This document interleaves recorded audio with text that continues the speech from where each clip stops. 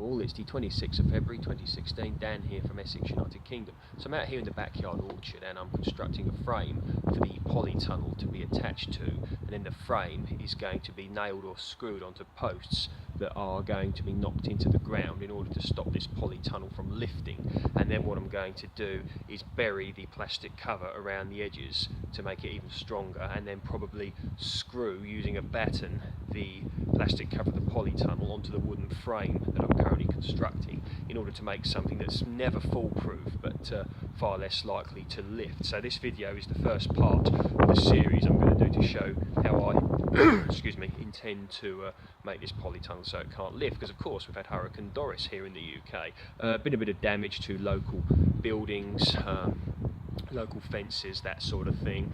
People saying that you know, they've had perspex taken out of there and smashed out of their you know, greenhouses and things like that. So there definitely has been damage, and of course we want to avoid that. We want to avoid damage to life, limb, property, etc, etc. So I'll show you what I've been doing. So the polytunnel, as you guys know, it's a FeelgoodUK one with a door. So I've just got the frame at the moment. So one thing that attracted me mostly to this polytunnel is the fact that you know, it's got a swinging door, which I really like, as opposed to sort of a flimsy up and down thing with zips. Pay a bit more. I think this was about £117 for a 3x2, so I'm quite happy with it. Excusez-moi. Got a bit of a frog in the throat today, but that's life. So anyway, here we are. So that's the polytunnel.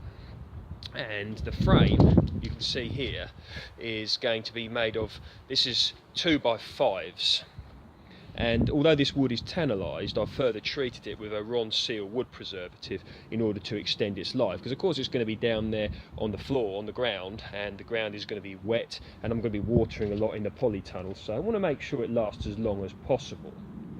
So I cut these into lengths, and so the lengths are here, and the ones that are going to span the width are there. And what we've got here is 4 posts. Now I just used offcuts really for these. I'm going to drive these into the ground, and the frame is then going to be screwed or nailed on. I'm not sure what I'm going to do yet. Now of course these are going to be put into the ground at you know, so they're going to be very damp and wet down there. So what I've done is I've actually dipped these. It looks a bit mucky. Don't worry about this grass. This is, I've got plans for this this backyard orchard, so don't worry too much about that. I know it looks a bit clunky, but you know, that's how it is. So anyway, I dipped these, in particular them, because these bits here, because I've cut them obviously, they won't have been tannalised. So so they've been these have been tannalised, and they've had 2 coats of wood preservative, so should be, you know, it should prolong their life for a little bit longer than had I just left them with the tannalised. So and this here is another piece I'm going to use to, I'm going to cut this into 4, and that's how I'm going to have these in the corners to attach the frame together. I did think about doing some weird and wonderful joints in order to do that, but you know, I've got a few basic carpentry skills, certainly nothing above average, but just from little bits and bobs I've done, but I would never ever profess to call myself a carpenter. So of course, you know, with regards to your tools, you want to make sure you get your edges nice and straight. I mean, yeah, this is not precision engineering. I understand screwing a polytunnel, you know, making it secure, but at the same time, I think if you're going to do something, you might as well try and do it as good as you can and make it look as nice as you can. And of course, most importantly, that it's functional and lasts for a long time. So my saw there, my saw bench, this is the 2x5 wood,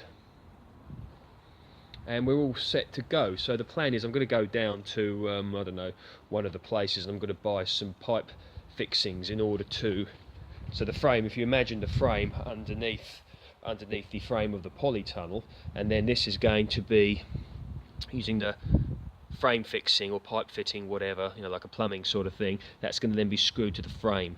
So I'm going to have a few of them down each way across here as well. So it should be pretty secure. So definitely a post in each corner, if you can imagine. So you imagine one of these posts screwed onto that, or nailed, and then the post delved into the ground. You know, I want to try and get it a good foot in. I know that's going to be hard work, but you know, I'm going to try to do that. So there we go. I think you guys get the idea. So yeah, that's the first video in this series, but don't know if you can hear it from here, but it is still relatively windy actually. It's been good for drying the washing though, it must be said. No rain or anything with it, but yeah, the washing I can see over here is drying pretty well, so that's for me that's a plus, absolutely. So what else am I going to say? Yeah, I've been looking at the other YouTube channels and you guys are really getting on. I was looking at Nigel on Muddy Boots. Check that channel out, Muddy Boots. Decent guy. Got some good stuff on there as well.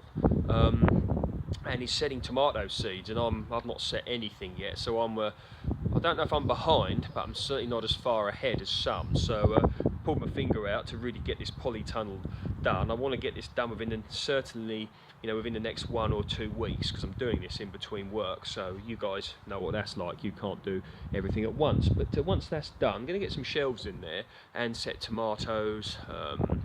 Probably going to be thinking of courgettes, butternut squash I want to have a good go at this year. Not yet for runner beans, but I will set them later on. You guys know I'm going to do my tropicals, my watermelons, I'm going to do my bitter melons. I've got some drumstick trees that I intend to grow. And also in this polytunnel I'm going to have my my peach tree, my Dixie red peach tree, in order to protect it from peach leaf curl. So lots of plans. I hope you guys, sorry if this video's been a little bit off the cuff, but I've had a day's work.